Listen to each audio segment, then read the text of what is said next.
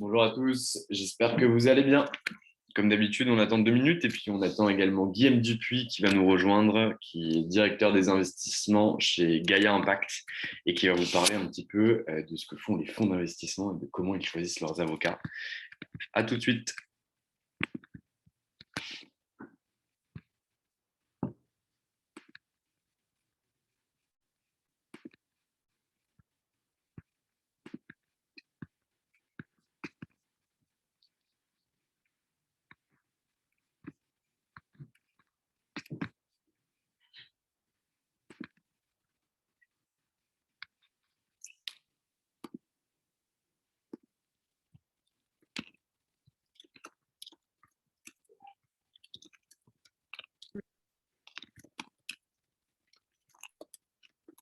Hello, Bonjour Guillaume, tu vas bien?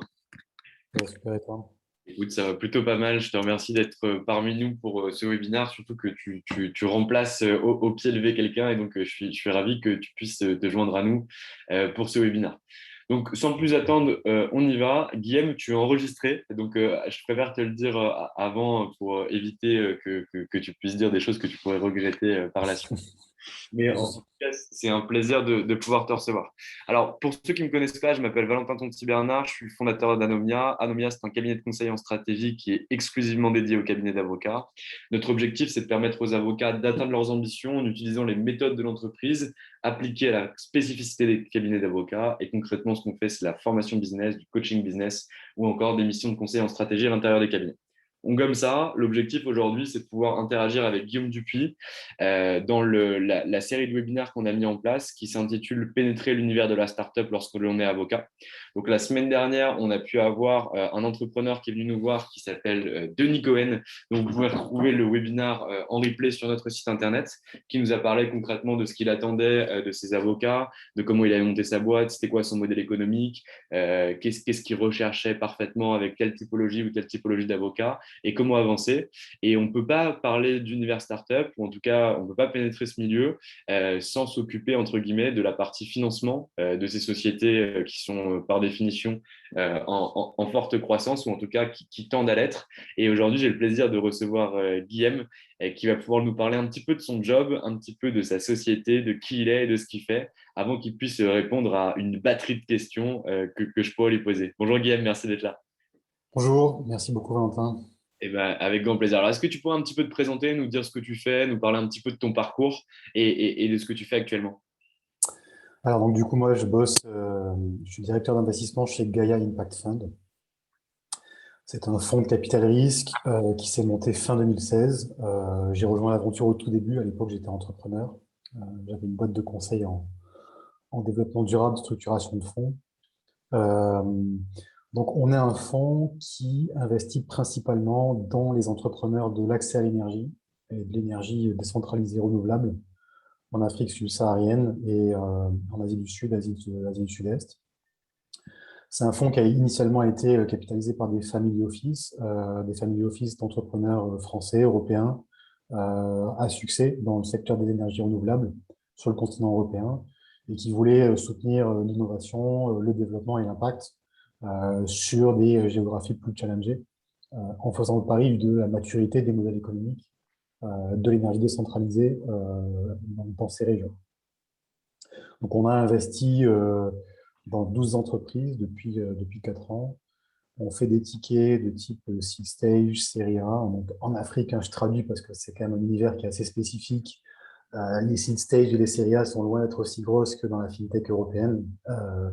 Donc, on fait des tickets de l'ordre de entre 500 000 et 1,5 million en général en première participation, avec un potentiel de follow-on qu'on est en train de structurer puisqu'on lève un deuxième fonds de 70 millions d'euros environ, qui va nous permettre d'accompagner nos entreprises à la fois sur des tours de financement plus importants, donc jusqu'en série B, série C, en follow-on, mais également sur un truc qui est assez spécifique à l'énergie, qui est le financement hors bilan, donc de la capacité à faire un peu de projet, en tout cas la partie catalytique du projet en hors bilan, pour aider les entrepreneurs de l'accès à l'énergie à financer leurs investissements sans forcément trop se diluer au niveau de leur taux.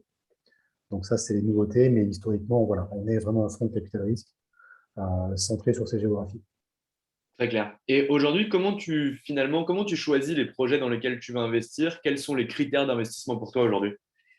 Alors, les critères d'investissement, ils sont là aussi assez spécifiques au secteur, c'est-à-dire que on est quand même dans un environnement panafricain où il faut aussi pouvoir reposer sur des sujets essentiels comme la capacité de communication, la confiance, l'intégration en fait à des circuits de financement et des réseaux internationaux. Alors c'est vrai que tous les entrepreneurs africains ne sont pas forcément concernés par ces critères-là. C'est vrai qu'il y a en fait, un écosystème d'entrepreneurs plus locaux pour lesquels effectivement des play equity sont plus difficiles à structurer. Donc c'est vrai qu'il y a quand même un point d'entrée assez spécifique. Pour autant, il y a de plus en plus de boîtes qui se formalisent au niveau qui les rend investissables pour des fonds de capital risque comme nous. Et bien sûr, en fait, une des spécificités, c'est la recherche de scalabilité de ces modèles, puisque en Afrique spécifiquement et en Asie aussi, en fait, on voit plus de PME que de startups. Donc une PME, on ne va pas faire du capital risque dedans. Elle a un potentiel de croissance qui fait que les exits multiples ne sont pas suffisants pour justifier de l'investissement en capital risque. Alors, il y a d'autres façons de les financer, hein, que ce soit en dette, que ce soit hors bilan, que ce soit éventuellement en fait, sous des formats un peu plus sophistiqués, du LBO, des trucs infra. Mais voilà, donc nous, on a quand même effectivement cette contrainte de scalabilité qui ne se prête pas à tous les types d'entrepreneurs. Est-ce que tu peux En vrai, expliquer un petit peu, Guillaume, ce que c'est la scalabilité pour le monde qui est là? alors, la scalabilité, c'est quoi? Vous avez beaucoup entendu parler de modèles asset light, vous avez beaucoup entendu parler de plateformes, c'est très à la mode depuis 5-10 ans dans le milieu du VC européen et américain. Euh, le principe de scalabilité, c'est la capacité d'une entreprise à partir d'un point A arriver à un point B qui ne sera pas un point B qui sera déterminé par un taux de croissance de type plus 10, plus 20, plus 30% par an. On parle de modèles économiques qui sont capables de passer de 1 à 100 ou de 1 à 1000 en quelques années ou en une dizaine d'années, parce que justement, ils ont des ressources importantes sur leur capacité à passer à l'échelle, ils bénéficient d'effets de réseau. Voilà, l'idée, c'est qu'en fait, avec 1 euro investi, on puisse transformer l'essai avec 4 ou 5 euros en sortie. Et encore une fois, tous les modèles ne se prêtent pas à ce type de pari. Très clair. Et du coup, comment tu sources les deals qui sont présents en Asie ou en Afrique? Est-ce que c'est directement les entrepreneurs qui vous contactent? Est-ce que vous avez des relais qui finalement vous apportent ces deals-là? Comment ça fonctionne? Alors, c'est vraiment un mélange de toutes ces stratégies-là, à la fois du deal flow organique, donc des dossiers qui nous remontent soit directement par les entrepreneurs qui nous contactent, ou indirectement par des investisseurs ou des partenaires ou des banques d'affaires. On a tissé un réseau relativement dense de ces partenaires dans tous les pays dans lesquels on est actif, qui nous remontent les dossiers au fil de l'eau. On a aussi une stratégie plus proactive qui consiste à vraiment se faire une idée du type de boîte, avec un type de caractéristiques dans un type de secteur qu'on a envie de soutenir, et du coup d'aller chercher sur le terrain, discuter avec des gens, avec des partenaires pour en fait essayer de trouver des opportunités qui correspondent à nos critères. Donc c'est vraiment un mélange de toutes ces stratégies-là. Aujourd'hui, on a une marque qui est relativement connue sur le secteur. Donc, en fait, la partie organique de notre deal flow est assez significative. Bien sûr, on ne s'arrête pas là. Très clair. Et donc, du coup, tu expliquais au début de ton propos que tu avais investi à l'intérieur de 12 boîtes sur les 4 dernières années. Combien de dossiers tu reçois? Et si tu pouvais prendre un exemple, alors je ne sais pas si tu peux citer le nom ou pas de la boîte dans laquelle tu as investi, mais en tout cas, expliquer les critères de choix. Est-ce que c'est des critères qui sont, bien sûr, j'entends, sur l'énergie, sur l'énergie responsable, etc. Mais est-ce que tu as aussi des critères qui sont liés à la personne, liés au fondateur, liés à d'autres critères extérieurs à ceux que tu as pu énoncer? Bien sûr, alors effectivement, c'est évidemment lié à la personne. En vrai, ça reste du capital risque. Tous les capital risqueurs vous le diront, on parie surtout sur une équipe. C'est spécialement vrai pour les capital risqueurs qui sont vraiment actifs en pré-seed ou en seed, où on voit beaucoup sur les marchés européens ou américains des équipes qui sont plus ou moins déjà constituées, des idées qui sont déjà plus ou moins formalisées, mais où le product market fit, en général, reste à construire. C'est-à-dire qu'il y a un risque de produit, il y a un risque de marché qui est pris par les capital risqueurs. Donc, en fait, le pari va être fait principalement sur la capacité d'une équipe à arriver au bout du chemin, à vraiment délivrer sur la constitution d'un produit et délivrer sur sa capacité à le distribuer à un marché spécifique. Alors, nous, c'est un peu moins le cas, puisqu'en général, on ne va pas forcément prendre le risque de marché. Et puis, de façon très triviale, en tant que fonds d'impact, On sait que l'énergie décentralisée renouvelable et surtout abordable est un produit qui se vend bien en Afrique. Les gens n'ont pas accès à l'électricité en moyenne. Quand ils ont accès à l'électricité, ça leur coûte très cher. Donc en fait, de l'énergie solaire décentralisée vendue sur une proposition de valeur bien structurée, notamment à crédit, en mensualité. C'est en général un produit qui se vend bien, donc on ne prend pas forcément de risque de marché. Pour autant, il est vrai que l'équipe reste un point d'entrée extraordinairement important pour nous. Alors, je ne vais pas vous tenir le discours des capitaux risqueurs européens qui disent nous, on cherche que des founders qui sont world class. Nous, on cherche surtout en fait, des gens qui sont capables d'itérer sur leur marché, qui ont des ambitions pour leur entreprise, pour leur communauté, et surtout en fait, qui vont aller jusqu'au bout de leur idée. Donc, on cherche surtout de la ténacité, on cherche de la capacité à collaborer aussi avec nous, puisqu'on est un investisseur actif. On va en général être présent au conseil d'administration. Donc, effectivement, c'est plutôt ce genre de soft skills qu'on va chercher dans une équipe dirigeante. Très clair. Donc ça, finalement, c'est pour les investissements que vous allez réaliser une fois que le fonds finalement a été financé. Et de l'autre côté, pour ceux qui investissent finalement au sein du fonds et qui te donnent du cash pour que tu puisses investir, comment est-ce que tu vas les chercher? Quelle typologie de personnes c'est? Quelle typologie de profil? Est-ce que c'est que des corporates? Est-ce que c'est des personnes physiques? Comment tu vas les chercher? Alors, justement, nous, on a une vision assez particulière qui est que on veut capitaliser le secteur privé. On pense que c'est un vecteur qui est important dans le contexte de l'électrification africaine. Alors, ça ne veut pas dire qu'on chante le secteur public, c'est plutôt une approche de collaboration qu'on va soutenir. Pour autant, en fait, on met cette vision en miroir d'une stratégie de fundraising au niveau de notre propre fonds qui va passer principalement par de la recherche de limited partners qui vont être eux-mêmes des privés, que ce soit des corporates ou des individus. La plupart des fonds dans l'énergie, en particulier en Afrique, sont plutôt financés par du public, que ce soit des bailleurs, l'AFD, Proparco, la Banque mondiale ou des organisations parallèles toujours de ce calibre-là. Nous, on a vraiment l'ambition de construire un fonds qui va être financé par des acteurs privés au bénéfice des acteurs privés en Afrique. Très clair. Et est-ce que le fait d'avoir signé donc, les 12 dossiers en 4 ans, est-ce que ce n'est pas un risque qui est très important? Parce qu'on voit par exemple des fonds, notamment en France ou en Europe, qui ont diversifié totalement leur portefeuille et qui ont plus d'une centaine de boîtes en portefeuille sur certains fonds. Pourquoi vous investissez, entre guillemets, que sur 12 sociétés sur ces 4 dernières années? Alors, 12 sociétés, ça correspond à l'échelle de notre portefeuille à déjà un volume assez important de deals. Hein. D'accord. Même les fonds très structurés, plus en avance que nous sur ce secteur-là, on parle beaucoup plus de sociétés en portefeuille. Nous-mêmes, en fait, on a l'ambition d'apporter ces 12 sociétés au portefeuille du fonds qu'on est en train de lever. Et on a l'objectif de doubler à peu près la taille du portefeuille à l'échelle. Donc, on ne parle pas en fait d'ordre de grandeur qui vont être 10 fois en fait, ce qu'on a créé. Donc, on a déjà plutôt pas mal déployé aujourd'hui, à la fois en volume, à la fois en quantité de dossiers.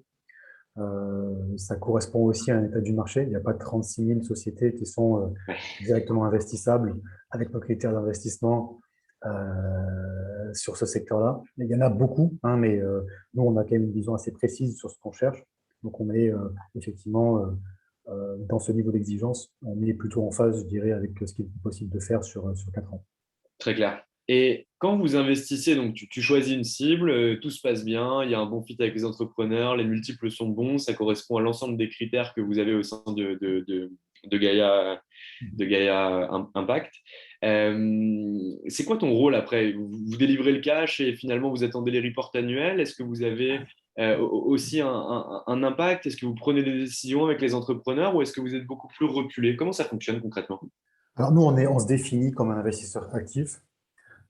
C'était pas forcément une ambition très forte à la base. Ça nous est plutôt un peu tombé dessus parce que, en fait, c'est difficile d'investir en Afrique et de ne pas rester engagé aux côtés des entrepreneurs. Des fois, déjà parce que c'est des histoires qui nous parlent, c'est des aventures entrepreneuriales qu'on a envie de continuer à soutenir de près. Donc, il y a eu une envie de l'équipe au niveau de Gaia de continuer à suivre ces dossiers.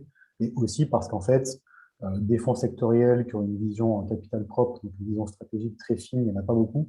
Et c'est vrai qu'en fait, on apporte beaucoup de choses aux entrepreneurs dans lesquels on investit. On leur apporte une vision stratégique sur le secteur, on leur apporte une vision sur le coup d'après, on leur apporte une vision sur éventuellement des stratégies de diversification, sur les mix produits, des stratégies de pricing. On apporte vraiment cette fonction de benchmark.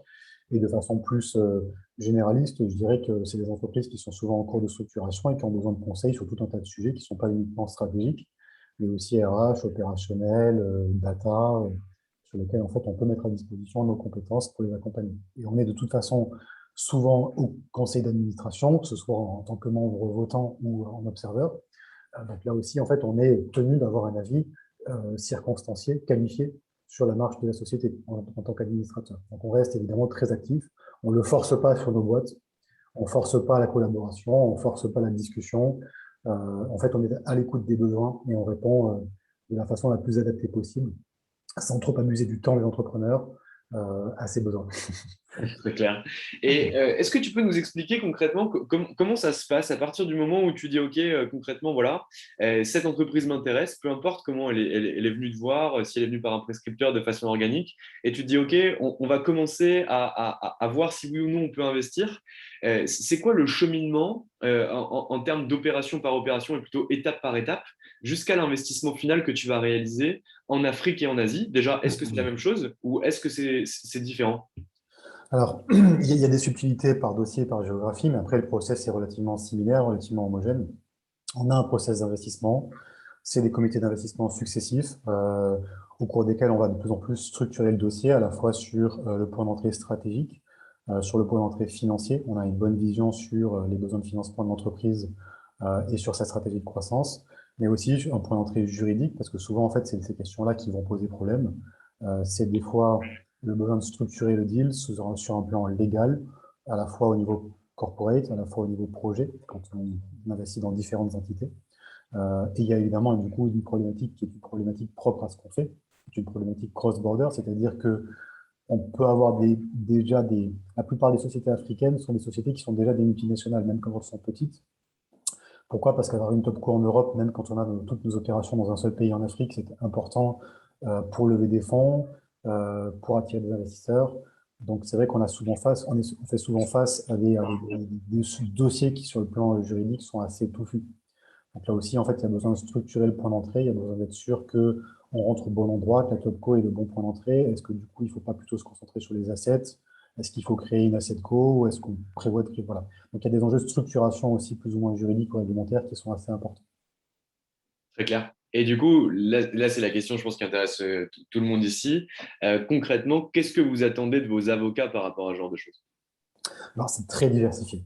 C'est pour ça que c'est important aussi d'avoir donné un peu des éléments de contexte sur ce qu'on fait, ce qu'on ne fait pas, le fait qu'effectivement on a un fonds de capital risque, on a un fonds de VC, mais qui est quand même très spécifique. Donc on n'a pas des besoins qui, je dirais, sont ordinaires ou classiques par rapport à un fonds de VC européen. Pour autant, on a des besoins juridiques et le secteur, d'une façon générale, de tout ce qui va être investissement Europe, Afrique et de l'énergie d'une façon générale, ont des besoins juridiques qui sont denses et qui sont importants et qui sont diversifiés. Alors, vraiment, il y a plusieurs façons de répondre à ça. Je dirais que sur un deal très simple de type VC, sur une boîte qui n'est pas trop compliquée, nos besoins, ça va être à la fois un besoin, nous, de pouvoir être accompagnés par notre conseil sur éventuellement de la rédaction de documentation juridique. Quand on est follower, ce qui peut arriver le cas sur les plus gros deals, il s'agira plutôt de nous aider à relire la documentation juridique, le cas échéant, parce qu'on est taker de la documentation, hein, elle va être plutôt produite par les conseils du lead ou elle a déjà été écrite d'une façon ou d'une autre. Donc ça peut être soit de la production, soit de la relecture. Mais il y a aussi un autre sujet qui est qu'en face, les entrepreneurs ont aussi besoin de conseils. Et en fait, pour nous, c'est très important qu'ils soient bien accompagnés. Pourquoi? Parce qu'il y a deux risques. Le premier, c'est qu'en fait, ils prennent des conseils qui ne comprennent pas trop le sujet, qui leur fassent des remarques à côté de la plaque, qui ne comprennent pas les enjeux de business. Et le deuxième risque, c'est qu'en fait, ils prennent des conseils qui jouent la montre et qui finissent en fait avec des honoraires qui sont beaucoup trop élevés par rapport en fait au montant de la transaction. Et donc, c'est souvent le cas quand des entrepreneurs qui ne connaissent pas trop ces sujets-là prennent des conseils et en fait ne savent pas correctement les gérer. Entre guillemets, savoir leur dire, OK, moi j'ai besoin d'un périmètre défini, j'ai besoin de conseils précis, j'ai pas besoin de conseils à tort et à travers, j'ai pas besoin de tout remettre en question, j'ai juste besoin en fait d'une vision qui oriente les business, qui va faire surnager peut-être les 5, 10, 15 points saillants dans le term sheet sur lesquels on pense qu'il y a un risque, et en fait, quand on est la discussion sur ces sujets-là. C'est vrai aussi pour les conseils qui nous conseillent nous. C'est-à-dire qu'en fait, on a besoin d'avoir une vision et un tri sur les enjeux vraiment business, les enjeux de fond, beaucoup plus que sur les enjeux de forme. Et ça, c'est clair qu'en fait, tous les cabinets ne sont pas égaux sur ces sujets-là. Il y a des cabinets qui sont très bons sur le côté, OK, voilà, la shortlist des sujets sur lesquels, en fait, on va pousser, sur lesquels on va vous défendre, c'est ça. Le reste, on va accepter de le donner parce qu'en fait, c'est pas très matériel, c'est pas très important. Il y a des cabinets qui, en fait, vont relever, en fait, 140 000 points dans des term sheets de 20 ou 30 pages, qui, en fait, vont se battre sur des dossiers, sur des sujets qui, franchement, d'un point de vue business, n'ont pas beaucoup d'impact. Donc ça, c'est vrai qu'on parle des conseils des entrepreneurs et qu'on parle des conseils des investisseurs. Alors, évidemment, quand on est sur des beaucoup plus grosses transactions, des transactions à 30, 50 millions d'euros, avec beaucoup de juridictions différentes, avec beaucoup d'investisseurs différents, avec des types d'instruments différents aussi, des investisseurs qui vont rentrer en equity, des investisseurs qui vont rentrer en mezzanine, des investisseurs qui vont rentrer en dette, des investisseurs qui vont rentrer dans les asset co, des investisseurs qui vont rentrer dans les top co. Il est évident que là, pour le coup, on rentre dans on va dire, une épaisseur du conseil juridique qui sera beaucoup plus sophistiqué et où effectivement les points de détail méritent d'être discutés. Mais ce n'est pas toujours le cas. En VC, il faut se concentrer sur, vite fait bien fait, il faut se concentrer sur les points business.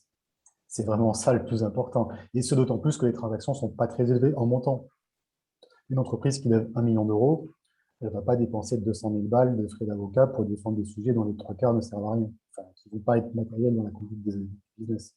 Donc il y a vraiment un enjeu de proportionnalité par rapport à ces transactions qui n'est pas toujours justement bien géré par les avocats. Certains le font très bien. Et là-dessus, effectivement, il y a des cabinets qui se distinguent. Donc Très voilà à clair. peu près, grosso modo, le big Et, picture. et du coup, tu parlais des avocats, des entrepreneurs. Enfin, j'ai relevé plusieurs trucs, mais je vais poser mes questions à la chaîne. Et tu parlais des avocats, des entrepreneurs, lorsque l'entrepreneur choisissait un avocat qui soit était hors sujet, donc qui maîtrisait pas ça, qui le faisait pas souvent, soit certains avocats qui jouaient la montre. Lorsque vous décelez ce genre de choses, ou en tout cas lorsque ça fait capoter des deals, ou en tout cas ça a rendu le deal difficile, est-ce que vous recommandez, vous, des avocats à l'entrepreneur en lui disant, bah, en fait, voilà, nous, on a déjà vu tel avocat, tel avocat, tel avocat, tel avocat qui travaille plutôt bien. N'hésite pas à aller les voir sur le deal parce qu'on sait que ça va bien se passer. Oui, alors on peut être amené à le faire. Après, il y a quand même un conflit d'intérêt, c'est-à-dire que Ouais, en gros, on ne veut pas non plus. Nous, notre intérêt, c'est que les entrepreneurs soient bien défendus, c'est-à-dire qu'ils rentrent dans un deal en étant bien conseillés, en ayant conscience des enjeux, des risques.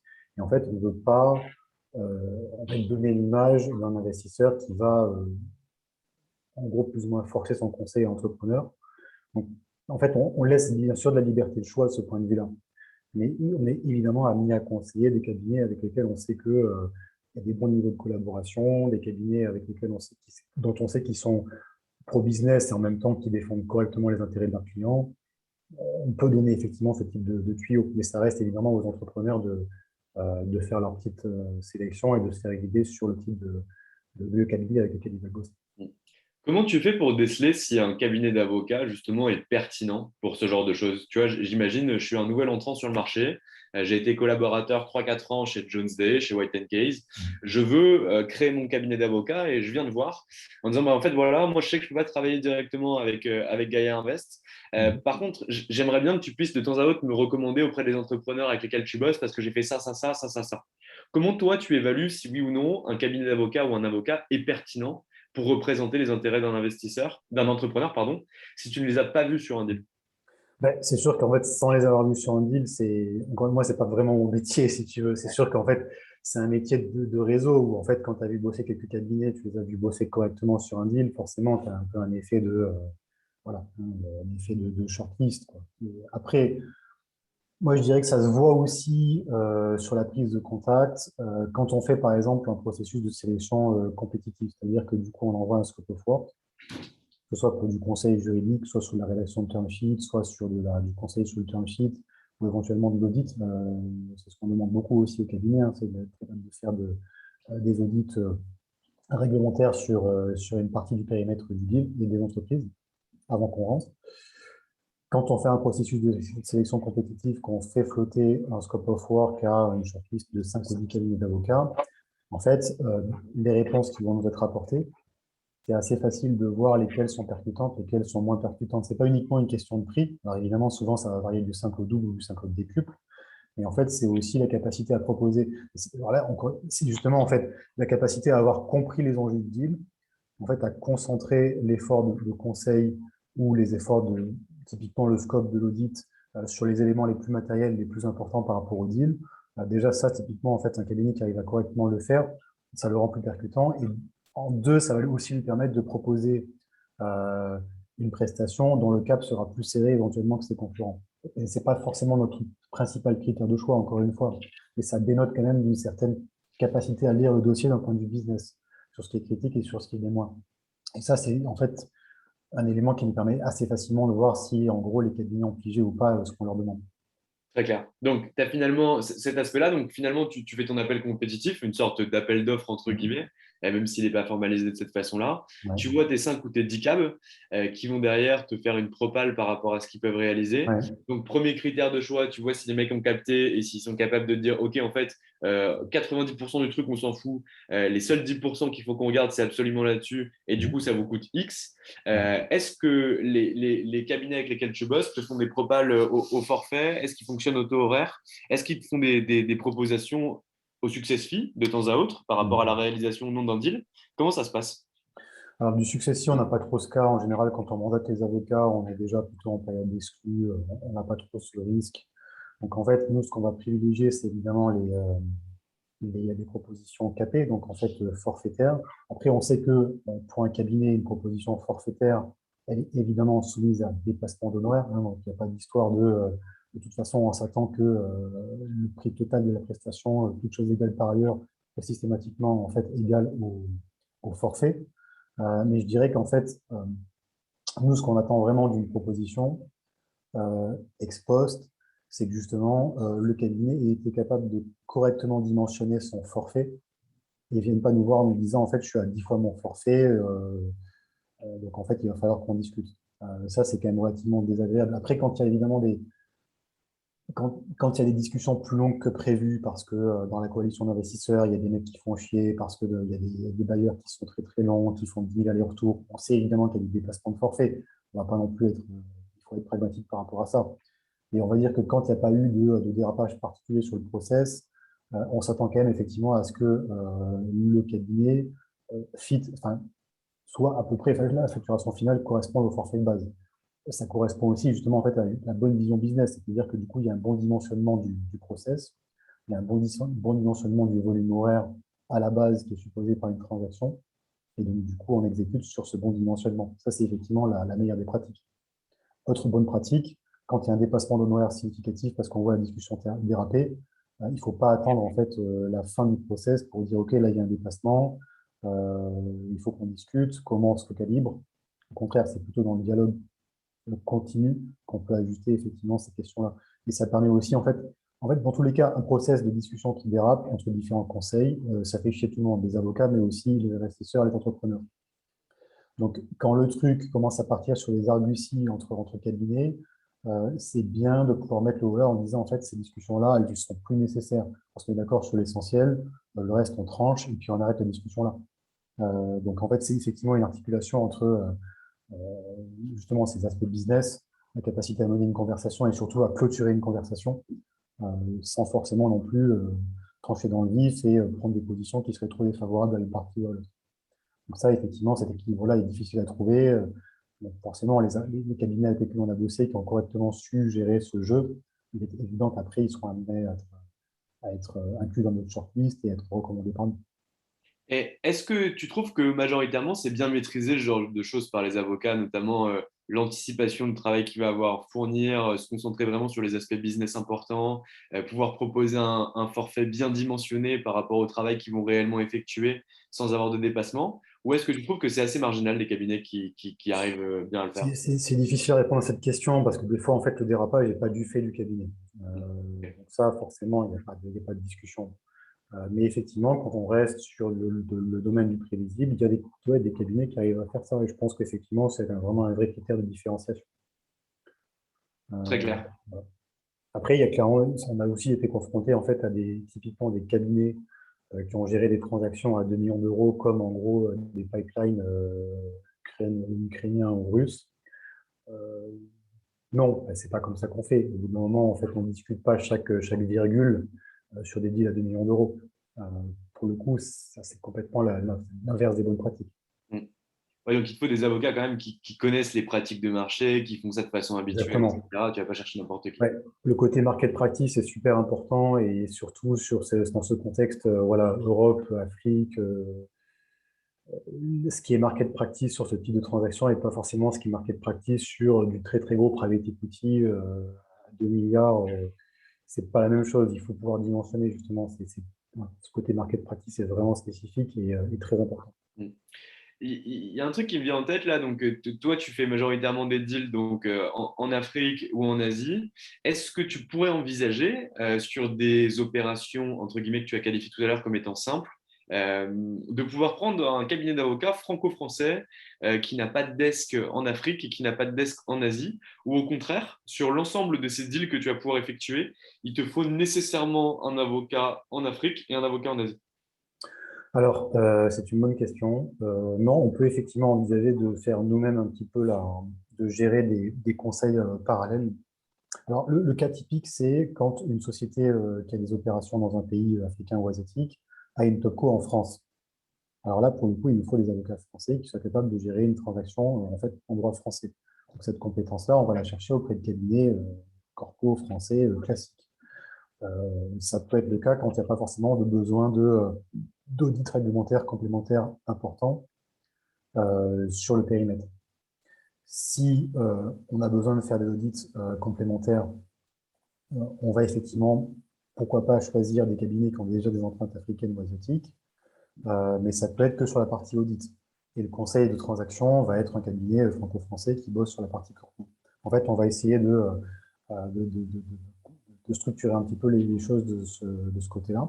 Après, effectivement, le cas où l'entreprise a une structure corporate onshore, enfin, onshore au sens sur le continent africain, par exemple, et où notre investissement va avoir un impact sur l'évolution de cette structure corporate, par exemple parce qu'on investit directement en part sociale, qu'on va nantir les parts sociales d'une boîte localement implantée. Là, pour le coup, il nous faut un conseil sur place qui soit évidemment capable de gérer cette transaction en droit local. Alors ça, c'est sûr qu'on va plutôt aller prendre des conseils qui ont à la fois la capacité à gérer le droit local et le droit français, pour s'assurer effectivement de la bonne cohérence de ce qui est proposé. Et ce n'est pas forcément le cas de toutes nos transactions. Très clair. Et du coup, j'entendais quelque chose que tu disais, donc tu vas possiblement aller mandater un cabinet d'avocats pour l'audit et un cabinet d'avocats pour la transac. Vous préférez pas avoir un interlocuteur entre guillemets unique avec un seul cabinet pour pouvoir éventuellement avoir un write-off sur les honoraires. Vous préférez plutôt diversifier les conseils. Ça dépend des transactions, mais en fait, quand le périmètre d'audit réglementaire est assez spécifique à ce qui se passe dans le pays, par exemple parce qu'on a besoin de vérifier, je sais pas, la compliance des contrats de travail, parce Ouais. qu'on a besoin de vérifier la compliance des licences d'exploitation, ce genre de trucs, ça regarde plus un cabinet local qu'une sorte de cabinet en fait multinational qui sera en fait trop cher par rapport à ces enjeux. C'est aussi une question de pilotage budgétaire. Avoir un lot conseil juridique sur la transac et un lot audit réglementaire sur certains points cruciaux, mais pas en fait tous azimuts sur la boîte, ça permet là aussi pour nous à la fin de gérer mieux les transactions. Très clair.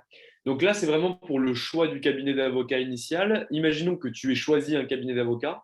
Qu'est-ce que tu attends de lui lors de la réalisation de l'opération? Au moment où tu le mandates, jusqu'à la réalisation finale de l'opération, est-ce que tu attends de lui des reports fréquents? Est-ce que tu attends de lui de la transparence absolue? Qu'est-ce que tu attends concrètement et qu'est-ce que tu pourrais avoir de mieux que tu n'as pas aujourd'hui?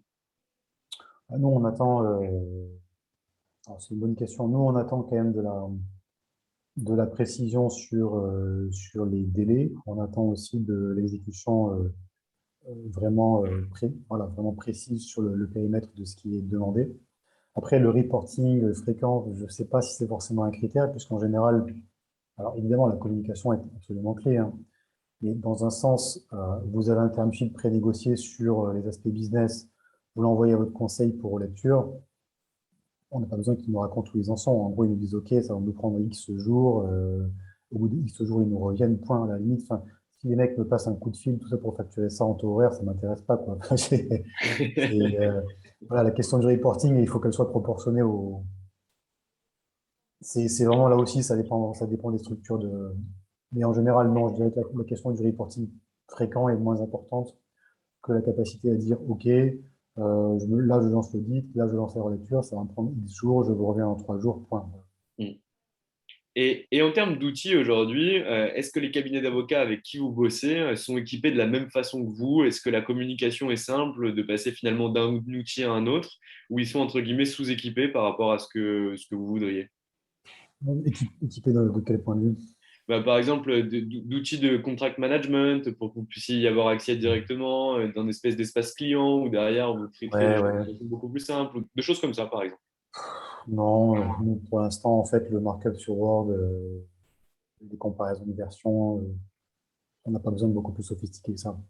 Ok, très clair. Et si tu devais dire, voilà, j'ai besoin de. S'il y avait quelque chose à améliorer auprès de tes conseils habituels, là, ta shortlist de 5 ou 10 cabinets d'avocats, est-ce qu'il t'a déjà manqué quelque chose où tu pourrais en attendre plus? C'est pas un regard business plus affûté Ouais, ou je sais pas, tu vois, quelque chose. ouais, c'est ça. Je pense que vraiment le recul sur ce qui est market practice, sur ce qui n'est pas, le recul sur justement la capacité à apporter un regard business. Et je dirais, en fait, pour ouvrir un peu la conversation, je dirais une capacité à être créatif dans les propositions. C'est très important pour nous.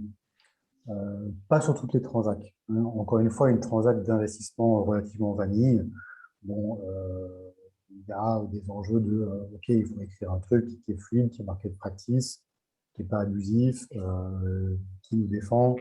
Voilà, ça s'arrête là. Mais il y a des transactions plus compliquées.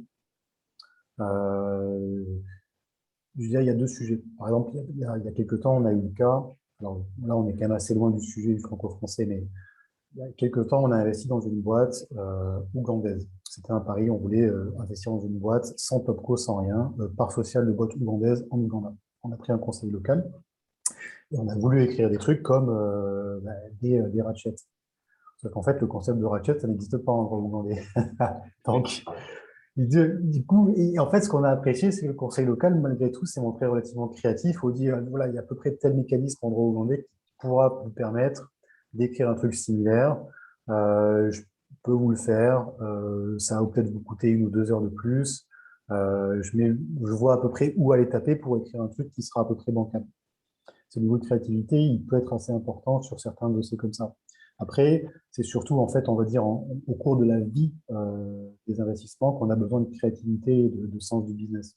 Pourquoi? Parce que vous avez des boîtes qui, bon, bah, des fois, vont être un peu, par exemple, vous avez, je sais pas, moi, vous avez fait un compte courant d'associé, vous arrivez en fin de maturité, la boîte n'a pas trop le cash pour rembourser, il faut faire quelque chose avec ça. Quelles sont les options? On veut évidemment pas mettre en risque la boîte.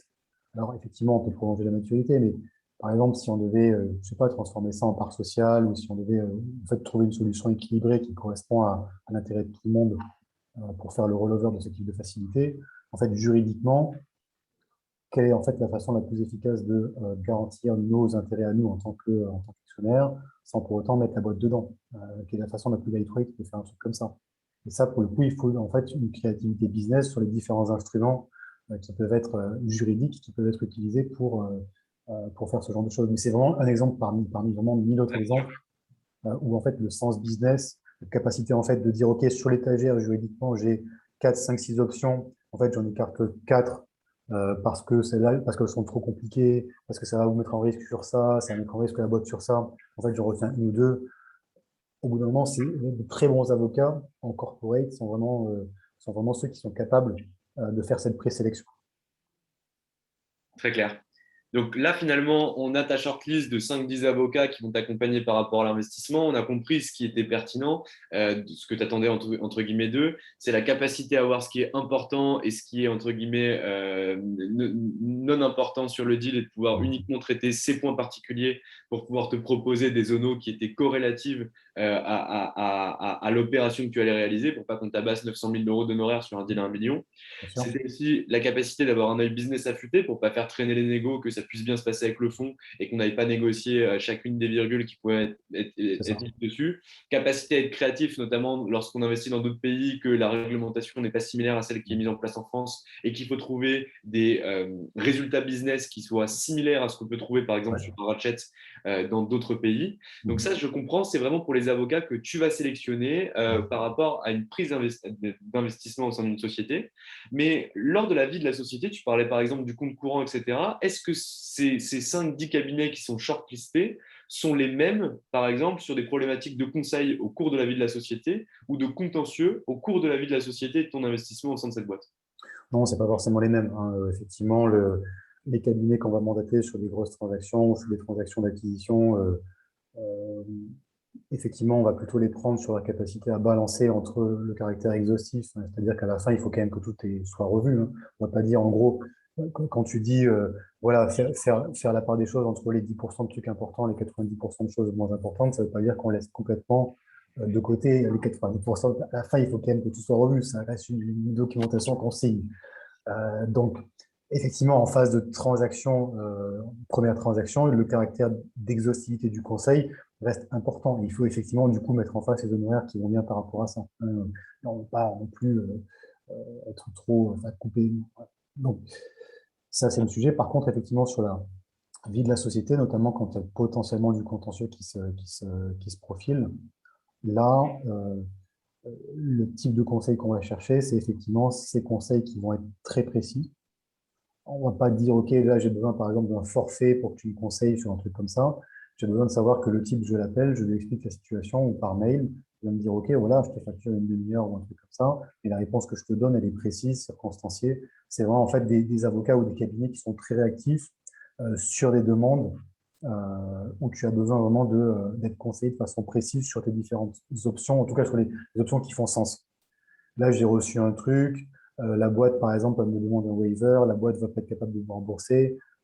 Comment je fais en sorte de gérer correctement cette situation-là? Euh, Est-ce que là, si je réponds ça, du coup, je coupe mes possibilités de partir au contentieux? Il faut en fait de la réponse précise, très précise. Et effectivement, c'est pas tout à fait les mêmes cabinets ou les mêmes avocats qu'on va utiliser sur cette partie-là du business. Très clair. Moi, Guillaume, j'ai monté mon cabinet. J'ai envie de bosser avec ton fonds parce que je trouve que j'aime bien déjà le venture. Je trouve que ce que vous faites en termes d'impact, c'est des valeurs qui me parlent. Qui je dois draguer chez toi pour pouvoir avoir une chance de pouvoir être reçu dans la shortlist? Euh, il faut draguer les directeurs d'investissement ou l'équivalent, les partenaires, en fait. En gros, les mecs qui gèrent les transacts au quotidien, parce que c'est eux qui bossent avec les avocats. Très clair. Il faut regarder, alors du coup, ça dépend des fonds, hein, bien sûr. Il faut regarder dans la hiérarchie les mecs qui gèrent les transacts. Ça peut être les managing partners, des fois, mais des fois, les managing partners vont être sur des rôles qui sont moins exécutifs, et c'est plutôt les directeurs d'investissement ou les junior partners qui font les transacts. Il faut draguer les mecs qui font les transacts, parce que c'est eux qui bossent avec vous. Ça marche. Et les objectifs d'un fonds, tu vois, quand toi, tu es directeur d'investissement, du coup, au sein de Gaïa, tu as des objectifs qui sont des objectifs professionnels, réaliser des bonnes transactions qui se passent bien, sur lesquelles tu vas pouvoir avoir des exits intéressants pour les investisseurs qui investissent au sein du fonds. Mais en termes d'objectifs perso, tu vois, parce que pour toucher quelqu'un, pour pouvoir aller le draguer, certes, il faut connaître ses objectifs professionnels, il faut savoir à qui il réfère pour que derrière, on puisse finalement bien l'aborder, mais il faut aussi savoir finalement quels sont ses objectifs perso.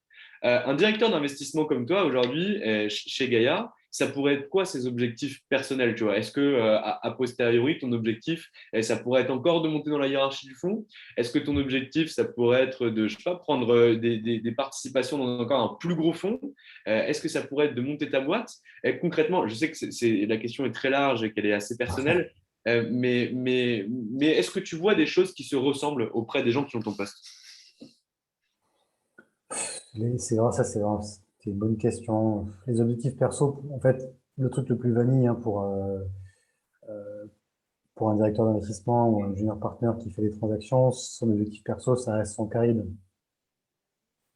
C'est vraiment la capacité de faire des bonnes transacts, de faire des bonnes sorties, et surtout, en fait, de s'éclater au passage. Donc, en fait, de bosser avec des super entrepreneurs qui l'inspirent, de faire des transactions dans des boîtes qui lui plaisent, quoi. C'est ça, en fait, un objectif perso, on va dire, assez répandu sur la place.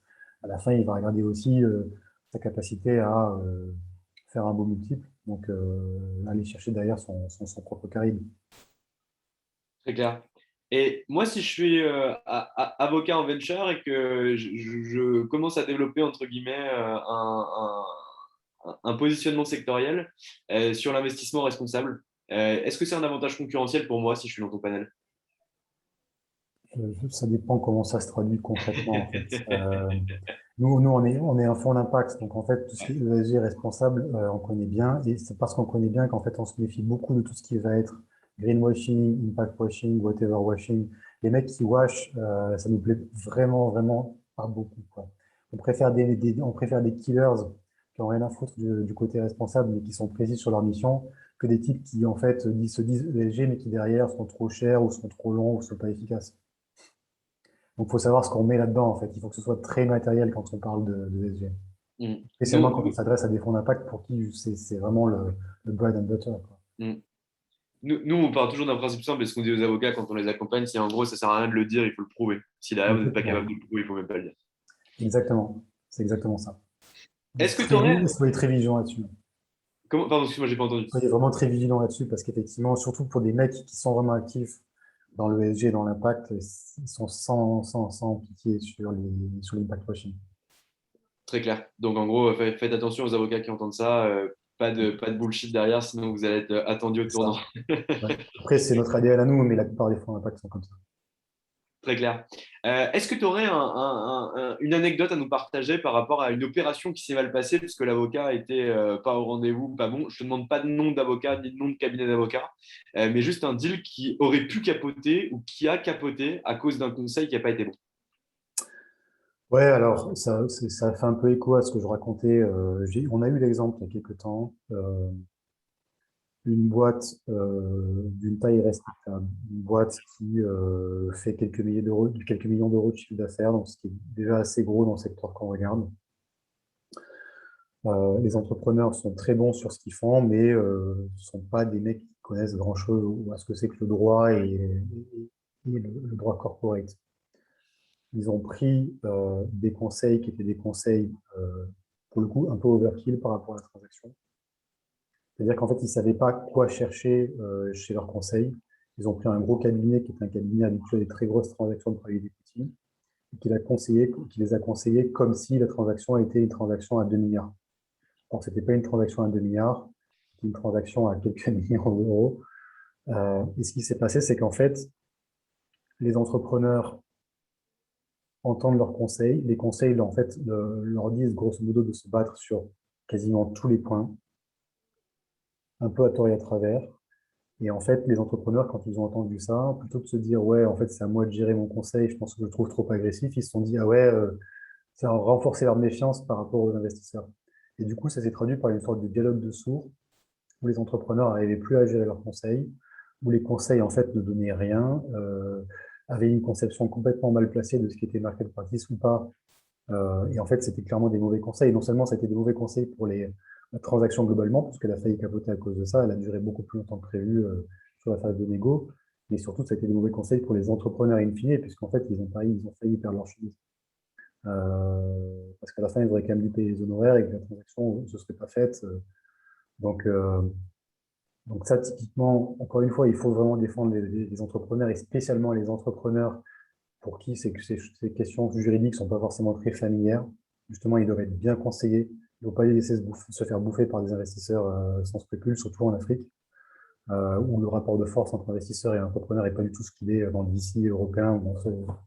Quand on est VC européen, quand on est une start-up européenne, on claque des doigts, on se fait financer. Ce n'est pas du tout le cas en Afrique. On peut vraiment se faire ouvrir par des investisseurs. Donc, il faut vraiment que les entrepreneurs soient bien conseillés, mais il ne faut pas qu'ils soient. Là, pour le coup, c'était vraiment basculé du mauvais côté. À la fin, le surconseil est devenu un mauvais conseil. Et Très clair. ça, il faut vraiment savoir dimensionner ce truc-là. Bah, c'est un bon exemple et ça prouve bien qu'il ne faut pas s'inventer entre guillemets spécialiste ou aller faire une Ouais, practice qu'on ne maîtrise pas, parce que exactement. sinon, en fait, on fait tout capoter, tant du côté de l'investissement que du côté du deal, que du côté de l'entrepreneur. Et ça n'a strictement aucun intérêt. On est grillé sur toute la place en quelques secondes et Ouais. derrière, c'est fini. Guilhem, est-ce que tu aurais un conseil à donner aux avocats, soit qui travaillent déjà sur l'univers de la startup, soit qui ont envie d'y entrer, que ce soit en France, que ce soit en Afrique, que ce soit en Asie ou que sais-je, pour justement pouvoir soit pénétrer le côté entrepreneur, soit pénétrer le côté investisseur, tant en termes de stratégie de notoriété pour pouvoir réussir à vous toucher, réussir à vous contacter en termes d'acquisition. Est-ce que la chasse, le démarchage commercial, est-ce que c'est un truc qui t'irrisse le poil ou est-ce que en fait, tu acceptes, tu connais les règles et tu te dis ça va? Et Mhm. en termes de vente, comment ça se passe? Est-ce que tu aurais quelques conseils à donner sur le sujet? Bah, ouais, c'est une bonne question. J'avoue que j'ai pas trop réfléchi. Non, nous, on n'est pas trop sollicité par des cabs. Typiquement, les cabs, c'est pas des mecs qui font beaucoup de business développement actif, surtout sur le côté voilà, cold call. C'est plutôt via des réseaux et ces discussions sont toujours intéressantes, hein. Finalement, la façon standard pour un cabinet qui vient s'installer d'approcher ce type de faune, ça reste plutôt par les réseaux, par l'événementiel, ce genre de trucs. Et je dirais que ça fonctionne assez bien en fait. Mais à la fin, ce qui est sûr, c'est que, encore une fois, il faut avoir conscience du fait que les investisseurs et les entrepreneurs ne cherchent pas la même chose. Un investisseur, à la fin, il veut quand même avoir une forme d'exhaustivité sur la gestion de la transaction. Il veut rien laisser au hasard, même s'il dit qu'il faut se concentrer sur l'essentiel. À la fin, il faut que tout le term sheet soit relu, baqué, toute la documentation juridique soit en fait garantie en quelque sorte, hein. Il y a quand même effectivement il y a un engagement de la responsabilité du cabinet. Donc en fait, voilà, cet enjeu d'exhaustivité, on ne va jamais vous dire qu'il faut le lever. Donc ça reste évidemment du coup un sujet important. Côté entrepreneur, je dirais que c'est vraiment ça, c'est la capacité à dimensionner sa prestation sur ce qui compte vraiment. Et savoir parler le langage des entrepreneurs, qui est vraiment le no bullshit, qui est voilà, c'est un peu ce côté, en gros, on fait du forfaitaire, il y a de l'engagement de résultat. Je pense qu'il y a un discours un peu à trouver qui correspond davantage cet état d'esprit enfin, état d'esprit très orienté résultat de l'entrepreneur. Très clair. Si toi aujourd'hui tu reçois un message d'un avocat qui veut te rencontrer, boire un café avec toi ou passer un call pour pouvoir te présenter ce qu'il fait et ce qu'il pourrait faire pour toi, ça te choque? Non, ça me choque pas. Après, c'est sûr que j'ai quand même regardé son track, quoi. C'est sûr que s'il a fait des trucs dans le secteur, ça m'intéresse plus que s'il a fait que de la fashion tech, Ouais, très clair. Guillaume, on arrive à la fin de cet entretien. Je te remercie d'avoir échangé avec nous et d'avoir fait ton retour d'expérience, surtout au pied levé. Merci à tous d'avoir été présents et je vous souhaite une excellente journée. Encore merci beaucoup, Guillaume. Enfin, franchement, tes réponses, elles sont plaisir. en or et je te souhaite le meilleur pour les investissements à venir et surtout de travailler toujours avec des entrepreneurs qui sont cool. Ça marche. Merci beaucoup, Valentin. Merci à tous. Merci, Guillaume. Au revoir. Au Belle revoir. journée.